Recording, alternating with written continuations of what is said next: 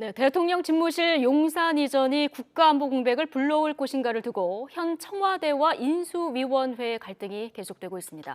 오늘은 대통령직 인수위 청와대 이전 TF 김용현 부팀장 모시고 관련해서 자세한 이야기 나눠보겠습니다. 자, 어서 오십시오. 안녕하세요. 예, 안녕하십니까. 네. 당선인의 대통령 집무실 이전 의지가 굉장히 강하신 것 같습니다. 오늘 오전에도 기자들과 만나서 국민이 이미 정치적인 결론을 내린 문제다 이렇게 선을 그으셨거든요. 반드시 용산으로 가겠다. 이 이유는 어디에 있을까요? 당선인께서는 제왕적 권력의 상징인 청와대를 벗어나고자 하는 것입니다. 그렇게 해서 국민과 함께 소통하는 대통령이 되시고자 하는 것이거든요. 제 개인적으로 이렇게 저한테 하신 말씀이 있는데 그러시더라고요. 나도 개인적으로 생각하면 좀 편하게 대통령 하고 싶다. 예.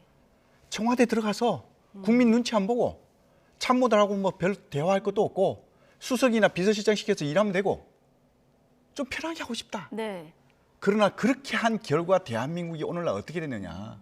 미래가 보장되지 않는 나라가 됐지 않느냐. 예.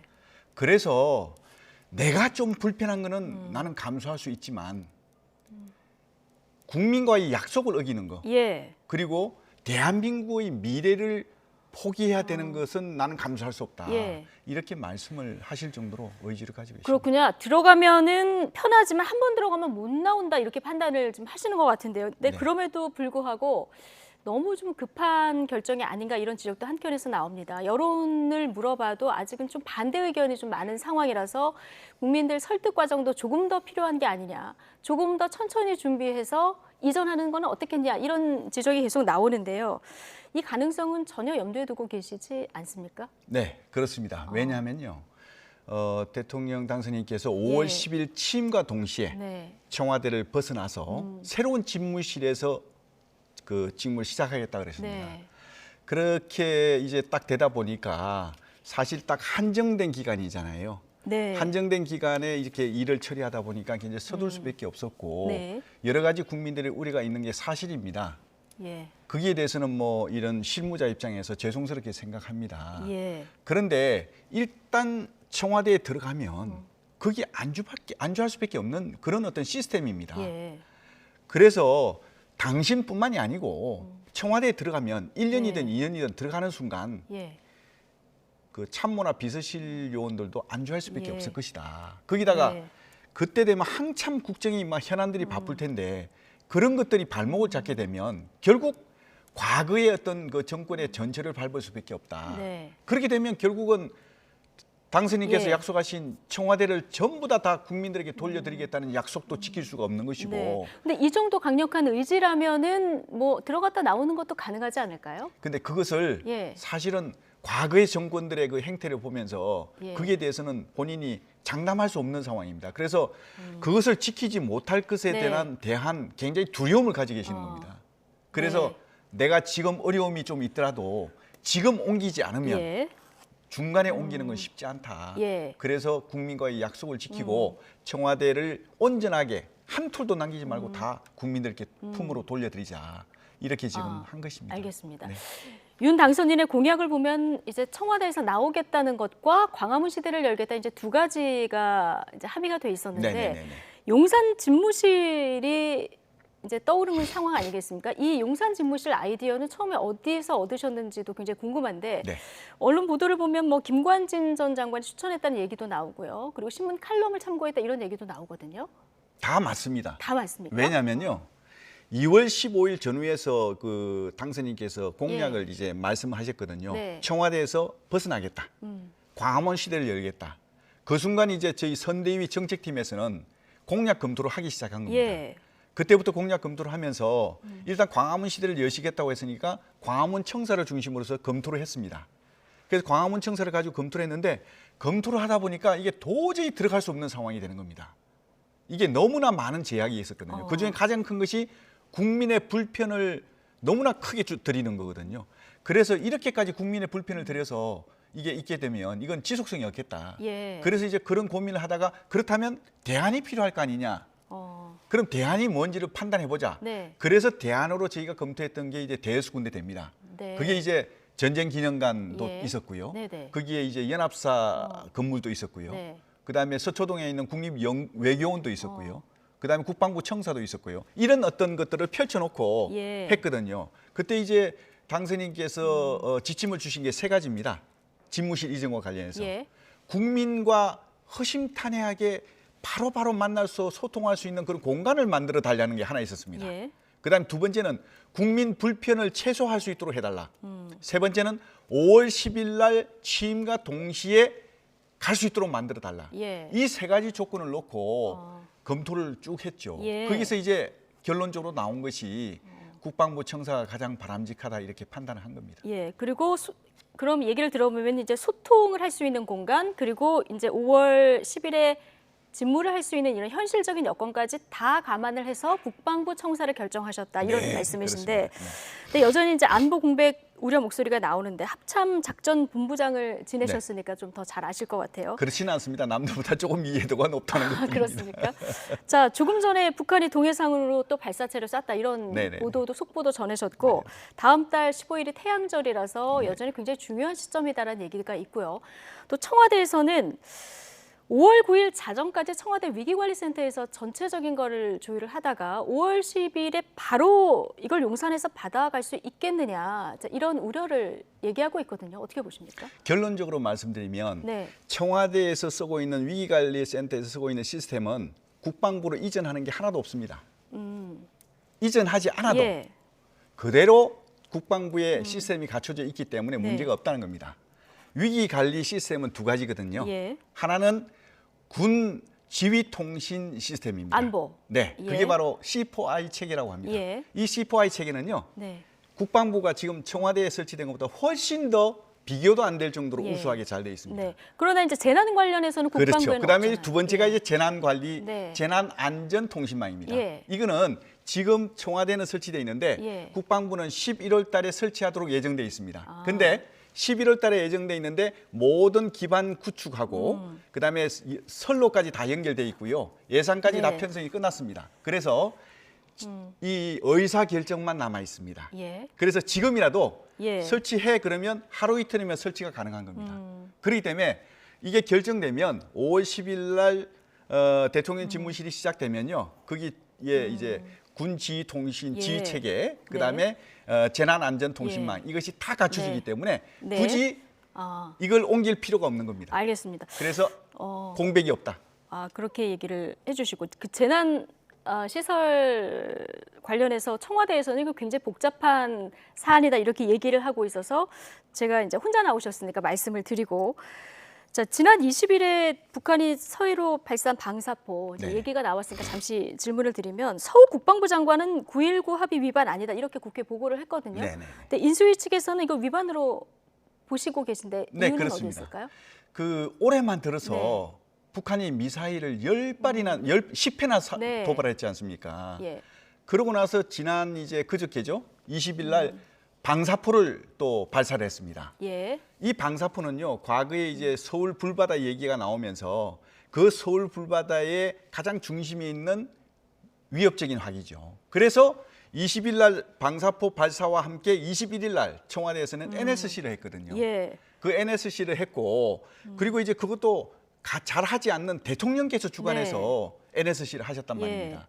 그래서 저희들은 어떻게 생각했냐면 이 방사포를 북한이 발사했는데 예. 이거는 9.19 군사에 위반을 해서 네. 우리 국민의 안전에 심각한 위협을 끼쳤기 때문에 대통령 주관에서 NSC를 했구나. 네. 이런 합리적인 추론을 한 겁니다. 그래서 그렇게 얘기를 한 것이고요. 예. 그런데 갑자기 그 서욱 장관께서 국회에 가서 예. 방사포 발사한 것이 9.19 군사합의의 위반이 아니라고 말씀하셨거든요. 저는 거기에 대해서 존중합니다. 존중하는데 네. 그렇다면 북한이 발사한 방사포가 9.19 군사합의 위반도 아니고 네. 우리 국민의 안전의 위협도 아니고 일반적인 후방에서의 사격 훈련이었다면 예. 왜 NSC를 열었나요? 그것도 대통령 주관하에? 그렇다면 대통령 주관하에 했던 NSC가 아니라 NS쇼였습니까? 저는 그렇게 그걸 되묻고 싶은 겁니다. 알겠습니다. 이 부분 관련해서 오늘 북한이 동해상으로 발사체를 쏴서 잠깐 질문을 드렸고 다시 네네. 들어와 보면 자, 어쨌든 용산으로 가겠다 이 의지에는 변함이 없으신 거고요. 그렇습니다. 그러면 지금 청와대 협조가 없으면 공사를 시작할 수 없기 때문에 바로 5월 10일 예정하신 대로 5월 10일에 국방부 청사로 들어갈 수도 갈지 이게 불투명한 이런 상황 맞습니다. 아니겠습니까? 자, 그러면 진짜 통이동에서 직무를 시작해야 될 수도 있는데 여기는 건물에 방탄유리도 없고요. 그리고 민가들도 있고 상점들도 있어서 경우에는 굉장히 취약한 지역이다. 이거는 어떻게 해결하실 생각이십니까? 맞습니다. 지금 이제 통이동에 얼마를 계실지 모르지만 네. 뭐 일주일을 계실 수도 있고 한 달, 두 달을 계실 수도 있습니다. 네. 그렇지만 이 지역의 이렇게 경호 환경을 보면 취약 요소가 많은 건 사실입니다. 예. 그렇지만 이 취약 요소를 잘 판단해서 경호 인력들을 좀 보강하고 주변에 계시는 주민들의 불편을 최소화하는 가운데 대통령께서 그 직무 수행하는데 안정적으로 네. 안전을 보장된 상태에서 직무를 수행할 수 있도록 다양한 방법을 지금 강구하고 다양한 있습니다. 방법을 조금만 예를 들어서 지금 해주시면. 방탄유리 말씀하시는데요. 이 방탄유리를 설치하려면 뜯어내고 하려면 또 기간이 필요하고 거기에 따라서 또 직무를 제대로 못 보십니다. 예. 또 이게 국민의 예산이 걸려 있는 문제 아닙니까? 그렇죠. 혈세가 걸려 있는 문제입니다. 예. 잠깐 계신다고 해서 그걸 또 다시 만들려면 힘들잖아요. 그건 전 안 맞다고 생각합니다. 예를 들어서 이렇게 생긴 예. 방탄벽이 있습니다. 아, 예. 이동식 방탄벽이 있거든요. 이거를 이용해서 대통령께서 계시는 그 위치에 설치를 하게 되면 예.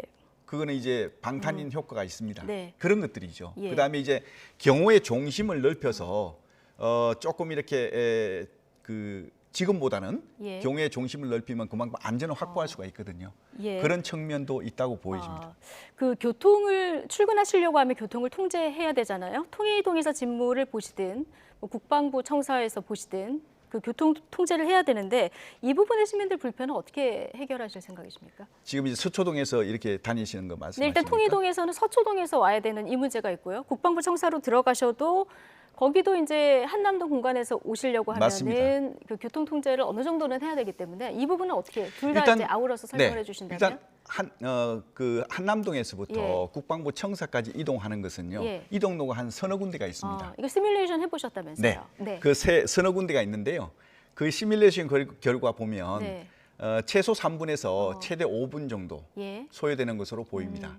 그래서 이제 국민들께 불편을 최소화시키는 게 중요하잖아요. 예. 그래서 이제 그 국민들께서 교통 체증이 좀 덜 되는 그 피해서 출퇴근 시간을 피해서 교통량이 적은 시간대를 이용해서 이동을 하시도록 했고요. 그 중에서도 또 방금 말씀드린 대로 이동로가 서너 군데 되기 때문에 어느 지역이 더 교통량이 적은지 네. 그런 것까지 판단해서 국민들께 이 이동과 관련한 불편을 최소화시키려고 지금 검토를 하고 있고요. 예. 아울러서 이게 또 당선인께서 이것마저도 지금 부담스러워하십니다. 예. 그래서 최종적으로는 청사 안에 국방부 청사 안에 자그맣게 예. 관절을 지어서 거기서 머무시는 네. 것으로 지금 검토를 하고 있습니다. 알겠습니다. 네. 오늘 나오신다고 하니까 저희 정치부 문화부에서 굉장히 궁금한 점들이 있어서 제가 이제 질문을 드릴 텐데 5월 중하순에 바이든 미국 대통령이 일본을 경유해서 한국에 들어올 수도 있다. 자, 이렇게 전해지고 있는데 바이든 대통령을 그러면은 이제 당선인에서 이제 그땐 대통령이 되시니까요. 어떻게 맞이하게 될까요? 최대한 뭐 그때 상황의 여건에 예. 맞춰서 네. 국빈을 맞이해야 되겠죠. 예. 그래서 뭐 이 국방부 청사에는 네. 외분을 맞이하는 그런 어떤 그 군악대라든지 의장대 네. 이런 게 다 돼 있거든요. 근데 만약에 국방부 청사를 못 들어가고 통이동에서 직무를 보고 계신 상황이라면 어떻게 해야 합참에도 될까요? 그런 게 똑같은 그 공간이 있습니다. 앞에 예. 그런 의장할 수 있는 네네. 그런 시설이 돼 있기 때문에 그 시설을 이용해도 되고요. 예. 영빈관이 없는 대신 거기 이제 국방부의 컨벤션 센터가 있기 때문에 네. 그런 것들을 활용해서 하면 예. 충족스럽지 못하지만 예. 지금 이게 이제 한국 정치 상황에서 대단히 새롭게 변화되는 상황이기 때문에 네. 바이든 대통령도 뭐 그 정도는 이해하지 않겠습니까? 알겠습니다. 저 그렇게 생각합니다. 예.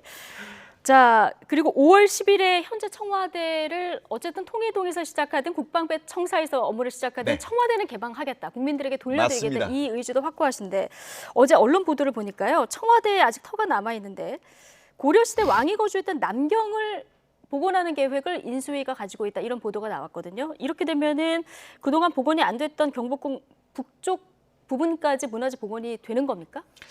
저 남경 얘기는 사실 좀 처음 듣는데요.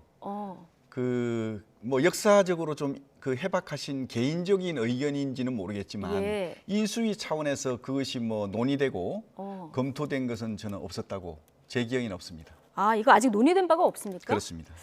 알겠습니다. 어제 보도가 나와서 질문을 드렸는데요. 자, 시간이 넘쳐서 오늘 여기까지만 듣겠습니다. 고맙습니다. 지금까지 대통령제 인수위 청와대 이전 TF 김용현 부팀장과 이야기 나눠봤습니다. 오늘 고맙습니다. 감사합니다. 네.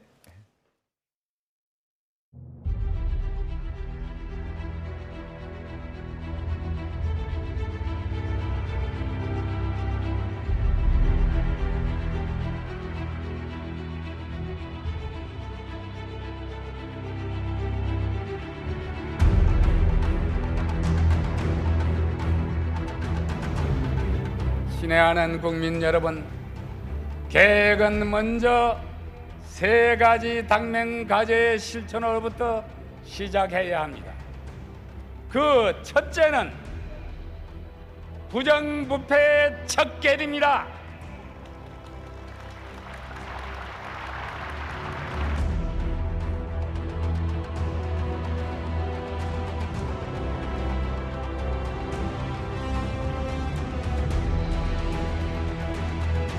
오 년 사이에 400억 부채가 1,500억까지 됐느냐, 이것을 원인을 정확히 규명을 해야 합니다. 무슨 크게 쓴 데도 없고 무슨 전쟁한 것도 아니고 왜 이렇게 됐는지.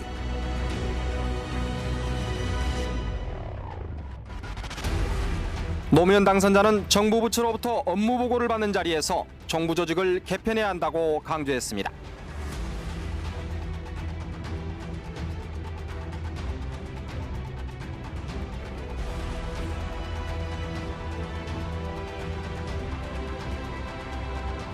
새 정부가 출범하기 전에 정부 조직 개편을 해서 새롭게 일을 할 수가 있습니다. 옳다고 생각하는 일을 미루는 것은 나라의 발전을 그만큼 지체시키는 일입니다. 아직은 노무현 정부거든요. 지시하고 명령하고 새 정부의 정책을 지금부터 준비하라 이렇게 지시하는 것은 인수위의 권한이 아니거든요. 만일에 한 번 더 협조해라는 얘기가, 인사 자제하라는 얘기가 한 번 더 나오면 그 사람 모욕 주기 위한 것으로 생각해서 제 마음대로 할 겁니다.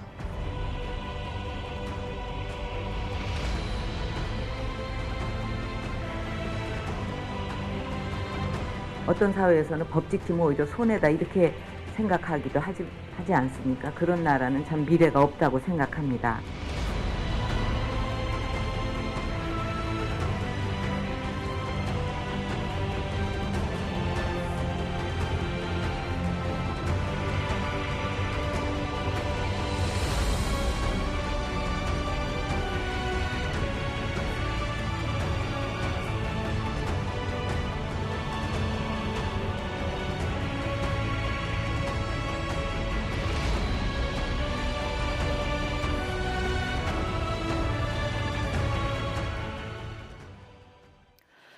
네, 길어지는 신구 권력 간 갈등이 어떻게 풀어야 될까요? 복귀왕 전 청와대 정무비서관, 윤기찬 국민의힘 법률위 부위원장, 오늘 두 분과 이야기 나눠보겠습니다. 어서 오십시오.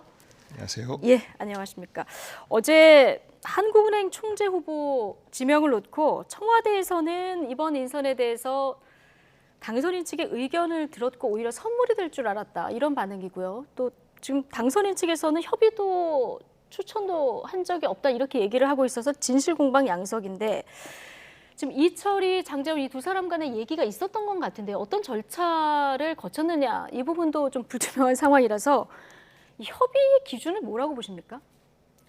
전화로 협의할 수도 있고 예. 만나서 협의할 수도 있고, 인사 관련해서는 어쨌든지 간에 인사권자는 현 대통령이기 때문에 대상자들을 놓고 이러이러한 사람들은 어떻습니까? 라고 의견을 묻는 과정이 협의죠. 네. 이것을 이 사람 해주세요라고 당선자가 지정하는 것은, 그것은 권한을 넘어서는 거죠. 그래서 네. 협의한다라고 하는 것은 이 후보를 추천했을 때 당선자 측에서의 거부감이 있는지 없는지, 이런 정도가 협의의 상식적 수준 아닌가 싶습니다. 그런 예. 면에서 보면 이철희 수석이 협의를 했다라는 말이 맞는 것 같아요. 근데 언론 보도를 보면은 당선인 측도 이창용 후보자 자체를 거부하는 거는 이런 아닌 상황이라서 그렇다면은 이제 절차상의 문제를 좀 제기하고 있는 건가요? 국민의힘에서는? 그러니까 일단 인사 기준에 대해서 인사권자는 대통령이 갖고 계시지만 어쨌든 추천이라는 것은 당선인 측에서 어떤 특정인을 이분이 좋겠습니다라고 대통령이 건의드리는 거잖아요. 이게 추천이고 협의라는 것은 실제 당선인이 추천하진 않았지만 대통령께서 염두에 둔 사람에 대해서 이 사람 어떠냐 소위 말하는 비특권을 주는 거죠. 그러니까 당선인 측에서 그분은 조금 그렇다, 나 그분은 원치 않는다라고 하면 대통령께서 그분을 제외하는 이런 것이 이제 협의라고 아마 그 명명이 된 것 같아요. 근데 장제원 의원께서 좋은 분이죠 이렇게 대답을 했다는 거잖아요. 그러니까 그거는 이제 인사의 협의 과정이 아니라는 측면인 거죠. 예를 들면 인사의 협의 과정이라는 것은 이 사람 어떻습니까? 이 사람 임명이 되겠습니까? 이렇게 물어봤어야 되는데 여러 사람에 대한 어떤 뭐 소위 말하는 세평에 대해서 묻는 것처럼 물었기 때문에 이 부분 협의로 받아들이지 않은 것이고 지금 이제 민주당이 이전에도 협의라는 개념에 대해서 단순히 이거 어때요? 라고 물어봤을 때 상대방이 어때요? 라고 물어보는 절차만 취하면 협의 과정을 거쳤다라고 하기에는 좀 사실은 뭐하잖아요. 그러니까 협의라는 것은 상대방이 싫어하는 인물을 파악해서 싫어하면 내가 임명하지 않겠다라고 하는 것이 협의 절차다. 이렇게 이해하는 것 같아요. 장제인 비서실장과 당선인 측은. 그런데 이철희 정무수석과 대통령께서는 의견을 묻고 나서 그 의견을 감안해서 인사를 행하면 그 자체가 협의 절차를 마무리했다라고 인식하시는 것 같아요. 양측의 인사 기준이 좀 다른 게 아닌가라는 생각을 합니다. 알겠습니다. 지명하시기 전에 공식적으로 의견을 듣는 절차가 한 번 더 있었어야 된다. 이렇게 얘기를 해주셨는데 어쨌든 지금 뭐 집무실 이전도 그렇고요. 임기 말 인사권 갈등이 계속 이렇게 이어지면서 문재인 대통령과 윤석열 당선인과의 만남 기약 없이 좀 미뤄지고 있습니다. 오늘 청와대에서 나온 발언 그리고 당선인 발언까지 같이 듣고 오시겠습니다. 답답해서 한 말씀 더 드립니다. 나는 곧 물러날 대통령이고 윤 당선인은 새 대통령이 되실 분입니다. 두 사람이 만나 인사하고 덕담 나누고 혹시 참고될 만한 말을 주고받는데 무슨 협상이 필요합니까? 무슨 회담을 하는 것이 아닙니다. 대통령 당선인이 대통령을 예방하는데 협상과 조건이 필요했다는 말을 들어보지 못했습니다. 다른 이들의 말을 듣지 마시고 당선인께서 직접 판단해 주시기 바랍니다. 집을 사면은 당선인이라고 하는 거는 부동산 매매 계약에서 이제 대금은 다 지불한 상태 아닙니까? 등기 명의 이전하고 명도만 남아 있는 상태인데 곧 들어가 살아야 되는데 아무리 법률적인 권한이 소유권이 매도인에게 있더라도 우리가 이제 들어와 살 사람의 입장을 존중해서 뭐 그 어떤 본인이 사는데 필요한 거나 또는 어떤 관리하는데 필요한 조치는 하지만 이제 뭐 집을 이렇게 좀 고치거나 이런 건 잘 안 하지 않습니까? 그런 차원에서 저는 원론적인 입장이 그런 겁니다. 네.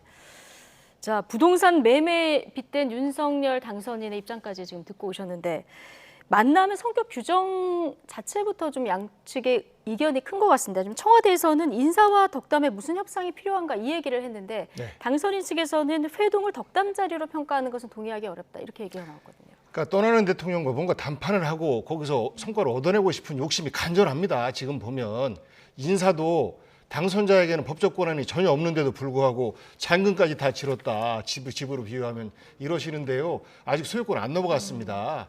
이 집에서 김치찌개를 해먹던 손님을 맞이하든 이것은 현재 집주인이 판단할 몫이에요. 이것까지도 감나라 배나라 하는 것은 지나치신 것이고 그 5년 동안 임기를 다하고 윤석열 당선자도 5년이 지나면 또 임기를 다한 대통령이 됩니다. 후임 대통령이 현임 대통령에게 내가 당선됐습니다라고 예방하는 거예요. 전에 트럼프가 당선이 됐을 때 오바마 대통령 욕을 엄청나게 했지 않습니까? 그리고 나서도 예방했어요. 예방한 자리에서 굉장히 곤란한 얼굴을 하고 둘의 만남이 사실상 많은 뭐 국제 뉴스에도 나오고 그랬었는데 그런 것처럼 그렇게 우리의 일상적인 도리를 하자. 그런 차원에서 보면 현임 대통령은 신임 대통령의 어떤 애로라든지 이런 것들을 그 자리에서 두 분이서 해결할 수 있는 이런 길들이 많은데 이것을 공개적으로 이거 해달라 저거 해달라 해놓고 이거 안 해주면 못 만납니다 라고 하면 이것이 무슨 뭐 일본 수상과의 무슨 회동입니까? 네. 대한민국의 오늘과 내일을 이끌어갈 책임자이기 때문에 그저 만나서 웃는 모습 그 자체도 우리 국민들에게는 야 다행스럽다라고 예. 안심을 줄 수 있겠다라는 것을 대통령께서 말씀드린 것이고 그것이 우리의 문화다라는 말씀 드립니다. 예. 어쨌든 국민들이 좀 불안해하는 건 맞거든요. 이거 어떻게 풀어야 될까요? 근데 이게 현안이 생겼잖아요. 예. 현안이 없다 그러면 지금 복비서관님 말씀대로 그 타당하죠. 두 네. 분께서 국민 통합을 위해서 국민께도 불안감을 드리지 않기 위해서 좋은 모습 연출하는 거 좋습니다만은 지금 현안이 생기는데 그 현안이 각기 당선자의 이해관계도 아니고 대통령의 이해관계도 아니에요. 오히려 이것은 헌법이 규정한 여러 가지 각종 제도, 감사제도 그리고 한국은행 제도 이것이 올바로 기능할 수 있도록 하는 것이 그것이 대통령직의 인수인계예요. 그 인수인계에 관련된 문제이기 때문에 현안이라고 제가 표현한 거고요. 네. 그런 각 기능들이 조화롭게 할 수 있도록 인사권이라는 게 현 대통령을 위한 인사권이 아니잖아요. 국민을 위한 인사권이에요. 지금 당선인 측도 마찬가지입니다. 당선인이 내 사람 갖다 심을게라고 주장하는 게 아니에요. 예. 한국은행 총재의 경우에도 지금 그분이 훌륭한 분이에요. 그러나 보시면 어떤 경제에 대한 철학을 갖고 있는지 모른단 말이에요. 그러면 한국은행 총재는 사실은 임명할 때 법에 보면 정부의 경제 정책과 조화롭게 수립을 해야 된다고 나와 있어요. 통화신용 정책을. 그럼 그 통화신용 정책 내지 경제 정책에 대한 철학이 일치하는 분을 처음 임명할 때만 선택할 수 있어요. 독립적인 기능 갖고 있기 때문에. 감사위원도 마찬가지입니다. 감사위원도 헌법상 기관이에요. 그리고 정부의 어떤 그 직무 감찰, 회계 감사를 해야 되는데 편향적 구성이 된다. 그러니까 당선인 측이 우리가 전 정부를 탈탈 털게 이런 개념이 아니에요. 우려하는 것은 전 정부가 전 정부에 맞는 분들을 감사위원으로 선정해서 전 정부의 직무 감찰을 못하도록 이런 우려는 없애자. 이것이 사실은 이제 법의 취지란 말이에요. 그렇기 때문에 공정한 분들로 채워야 된다.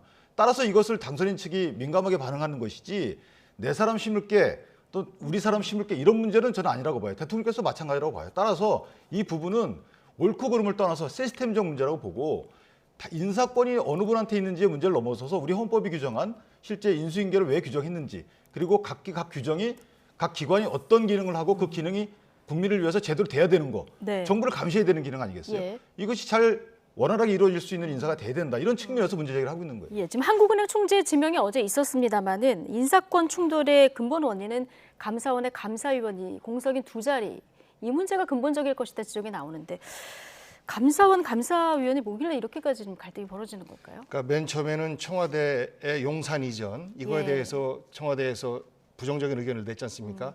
근데 이것이 문제가 아니고 한국은행 총재의 문제였었다라는 여론이 있었어요. 그다음에 한국은행 총재 이 사람은 업무에 있어서 뭐 호불호가 여야에서 갈리지 않고 뭐 말씀하신 것처럼 능력은 된다라고 하니까 그러면 한국은행 총재는 문제가 아니고 감사위원 문제다라고 계속해서 남은 인사 문제에 대해서 획득을 하려고 하는 모습들이 좀 보입니다. 그런데 감사위원 문재인 대통령이 최재형 감사원장 임명했습니다. 이것이 코드 인사였습니까? 코드 인사였다면 최재형 감사원장이 그렇게 했겠습니까? 아니거든요.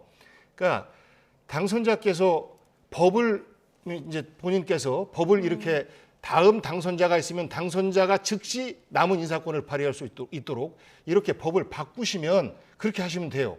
법과 원칙 상식이 통하는 세상을 만들겠다라고 말씀하셨는데 법이 그렇게 안 돼 있는데 이것을 법을 넘어서 정치적으로 하자라고 하시면 안 되는 거지요. 존중해야 됩니다. 그리고 그 법을 지키겠다. 나에게 주어진 5월 9일 자정까지의 대통령의 권한을 내가 행사하겠다라고 하면 저는 그거에 대해서 가타부타 말씀하시는 것 자체가 저는 예의가 아니라고 생각합니다. 근데 이제 감사위원에 대해서 사실은 그것이 왜 중요하다고 생각을 하냐면 역대 경험적으로 그런 거예요. 지난번에 최재형 감사원장 시절에 김호수 현 검찰총장을 감사위원으로 제청해달라고 그런 것을 최재형 감사원장이 반대했다고 알려져 있어요.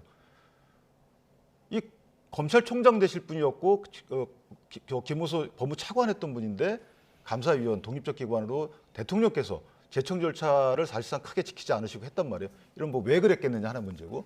두 번째는 민주당이 감사위원회 재적 정족수를 지금은 4분의 그러니까 7명 중에 4명만 찬성하면 되는 거거든요. 이것을 5명으로 올리는 법안을 그때 발의했었어요. 최재형 감사원장 시절에. 왜 그랬냐. 막기 위해서 했다고 저희는 보는 것이죠. 그래서 뭔가를 막기 위한 것은 사실은 이거 하면 안 되는 거잖아요. 네. 물론 어떤 다른 목적이 있을 수 있지만 야당에서 볼 땐 그랬단 말이죠. 그렇기 때문에 현 감사위원 임명도 정권 마지막에 앞으로 1년간은 사실 현 정권에 대한 감사가 진행될 수밖에 없는 거잖아요. 이 기간으로 보면. 예. 그렇기 때문에 이거 왜냐 사정감사가 없고 사후감사이기 때문에 그렇다 그러면 감사를 받아야 될 분들이 감사위원을 지정하는 것이 상식에 맞지 않죠. 법은 어떤지 몰라요. 제가 이 예. 부분을 자꾸 말씀하시는데 최재형 감사원장을 임명한 예처럼 문재인 정부에서는 최대한 중립적인 인사를 감사위원으로 추천하기 위한 노력을 했고 물론 그 와중에서 뭐 한 2명가량은 뭐 민주당과 가깝다 어떤 경력도 있다라는 비판도 받았습니다. 그럼에도 불구하고 현 감사원에서 문재인 현 정부의 여러 가지 원전을 비롯해서 감사 안 하는 게 없지 않습니까? 똑같아요. 그렇게 말씀하시면 감사위원회 다수를 장악해서 이제 임기 시작되면 바로 전임 정부에 대한 감사를 시작해서 정치 보복 시작하겠다.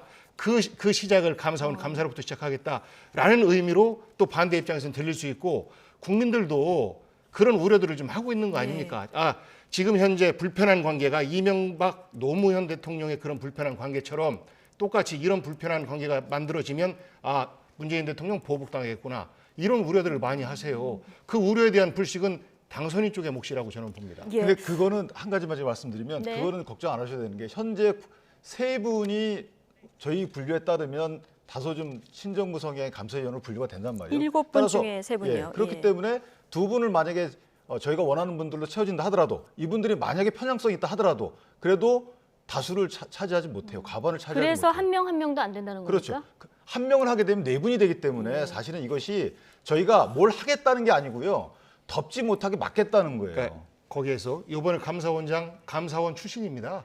정치색 전혀 없는 감사원을 잘하는 감사원 출신이 감사원장이고 그 나머지 두 분 가운데서 두 분 다 문재인 대통령께서 임명권이 있지만 한 분 한 분씩 같이 하자라는 타협책까지 내놓은 거 아니겠습니까? 이것을 정치적으로만 들여다보지 말고 법과 원칙에 따라서 이 권한을 존중하는 가운데에서 국민들 걱정 안 끼치게 가자. 국민들의 삶과는 아무 문제가 없는 거예요. 청와대 이전도 그렇고 감사위원도 그렇고 아무 문제가 없는 걸 가지고 이렇게 날카롭게 준비하시고 하는 이유를 우리 국민들께서는 이것은 보복을 준비하는 과정 아닌가 라고 걱정하는 거예요. 지난번 국회 국정감사 때 최재형 원전에 대한 감사를 한 최재형 전 감사원장께 민주당 의원님이 그랬어요. 대통령과 국정차를 같이 할 게 아니면 나가라라고.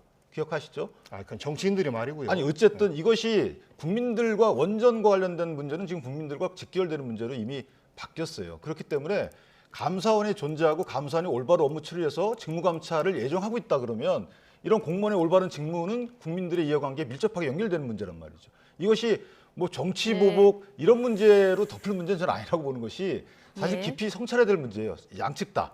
그렇기 때문에 알겠습니다. 논쟁의 대상이 아니고 이것은 국민만 바라본다 그러면 사실 깊이 고민할 문제다. 막으려고 위원을 인사를 행사한다라고 바라보시니까 제가 말씀드리는 겁니다. 지금 두 분 말씀을 들어보면은 두 분이 못 만나는 것도 그렇고 인사권 갈등도 그렇고 이 감사위원 두석의 핵심이다 이런 생각이 다시 드는데 자, 이 신구 권력 간 갈등 양상, 검찰 인사권, 예산안 그리고 법무부 장관의 수사 지휘권을 두고도 지금 표출이 되고 있죠. 박범계 법무부 장관과 오늘 인수위 측 이야기까지 다 같이 듣고 오시겠습니다. 법무부 장관의 수사 지휘권은 소위 이 검찰에 대한 민주적 통제 그리고 일종의 책임 행정의 원리에 입각하에 있습니다. 아직은 수사지휘권이 필요하다는 입장은 여전하고요. 국민이 선출한 대통령 당선인의 공약에 대해서 40여일 후면 정권 교체로 퇴임할 장관이 부처 업무 보고를 하루 앞두고 정면으로 이를 반대하는 처사는 무례하고 이해할 수가 없습니다.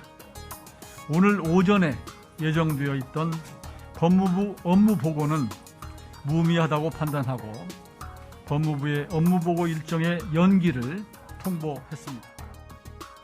네, 자 지금 법무부의 업무 보고 일정이 연기됐습니다. 이것도 굉장히 이례적인 이런 사안인데 지금 법무부 장관의 수사지휘권 폐지 이 부분이 문제인 겁니까? 네, 수사지휘권 부분이 역대 뭐 제도적 취지는 원래 좋았어요. 예. 말씀하신 대로 민주적 통제 방법이긴 합니다만은 그것이 행사에 해온 그 관례를 보면 사실은 서민과 국민을 위해서 행사한 적 한 번도 없어요. 무슨 뭐 어떤 교수와 관련 시국 사건, 예. 그리고 유력 인사들과 관련된 정치권 인사들과 관련된 사건에 대해서만 행해져 왔던 것이, 그것도 검찰 수사를 막거나 어떤 방향을 틀거나 한 이렇게 비춰졌단 말이에요. 그러니까 국민과 전혀 없이 이렇게 기능하는 이것이 오히려 검찰 독립을 훼손하는 창구로 역할되어 왔기 때문에 이것을 폐지하고자 하는 예. 것이거든요. 여기에 대해서 박범계 장관께서는 뭐 민주적 통제 방법이다라고 주장하시는데 예. 문제는 뭐냐면 새로 선출된 선출 권력이 하지 말자고 하는데 네. 선출 권력에서 임명된 분이 그것을 막겠다는 게 앞뒤가 안 맞다는 것이죠. 예. 그래서 논리적 근거도 부족하고 그다음에 기존에 행사되어 왔던 전례를 보더라도 이것은 폐지돼야 된다 이렇게 예. 보는 거예요. 알겠습니다. 현 법무부 장관이 그래서 차기 대통령 공약에 대해서 공식 반대를 한 이런 상황인데 어쨌든 수사지휘권 폐지도 그렇고요. 앞으로 검찰 예산 독립권 이 관련해서 이 부분도 뇌관이 될 가능성이 좀 커 보여요. 예, 현직 법무부 장관에게 이거에 대한 생각을 물은 거죠. 기자분들이. 네. 이거에 대해서 저분의 소신이고 우리 당의 입장이에요. 문민 통제는 강화돼야 된다. 수사권, 기소권 분리돼야 된다. 네. 라고 남은 검찰개혁의 과제들이 많이 있는데 그것과 다른 생각을 얘기합니까? 아니거든요. 그래서 그거를 정치인이에요. 법무장관은. 네. 이것에 대해서 무례하다라고 하는 것 자체가 저는 제왕적 인식이 같이 들어가 있는 것 아닌가. 예. 뭐 이거에 대해서 당선인의 생각은 그렇지 않다라고 뭐 말씀하실지 모르겠습니다만 그렇다면 인해장막의 시작이 이렇게 되는 겁니다. 다양한 의견들이 있고 그리고 이 법을 바꾸려면 결국 국회를 통과해야 되는데 국회에서 다수 의석을 갖고 있는 야당 또 소수 야당들 설득을 해야 돼요. 이렇게 얘기하면 설득이 되겠습니까? 오히려 갈등만 증폭될 뿐이다. 이런 과제들 모두가 우리 국민들에게 윤석열 정부 들어서자마자 국민들에게 정치적 걱정거리만 끼치는구나 라는 걱정 속에서 시작할까 봐 저도 국민의 한 사람으로서 예. 성공하는 대통령, 성공하는 정부가 계속 만들어지기를 기대합니다.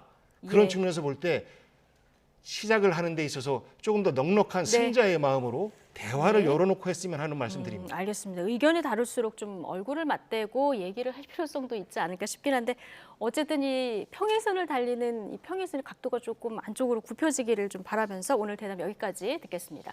복기왕 전 청와대 정무비서관, 윤기찬 국민의힘 법률위 부위원장 두 분과 이야기 나눠봤습니다. 고맙습니다.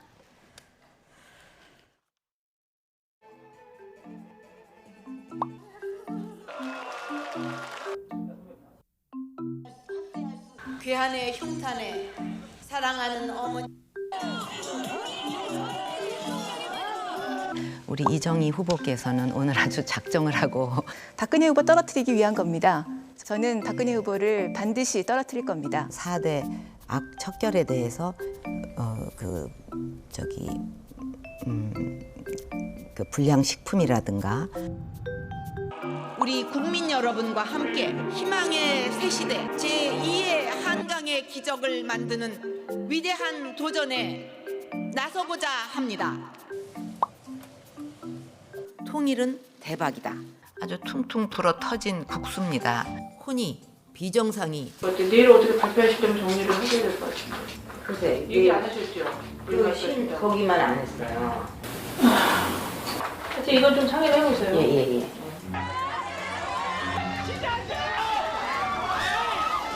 박근혜는 자를 가라! 내가 이러려고 대통령을 했나? 저의 잘못을 솔직하게 인정하고 주문 피청구인 대통령 박근혜를 파면한다. 국민 여러분께 송구스럽게 생각합니다.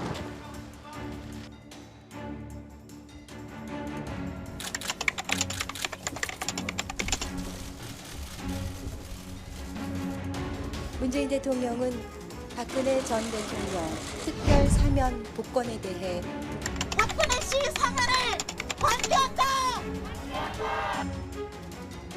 박근혜 대통령께서 사회복으로 국민 곁으로 오셨습니다. 명예 회복도 되시고 건강도 회복하시고 건강이 어떠신지 좀 살펴가지고 괜찮으시다면은 한번 찾아뵈려고 생각하고 있습니다. 많이 회복됐습니다. 국민 여러분께 5년 만에 인사를 드리게 됐습니다.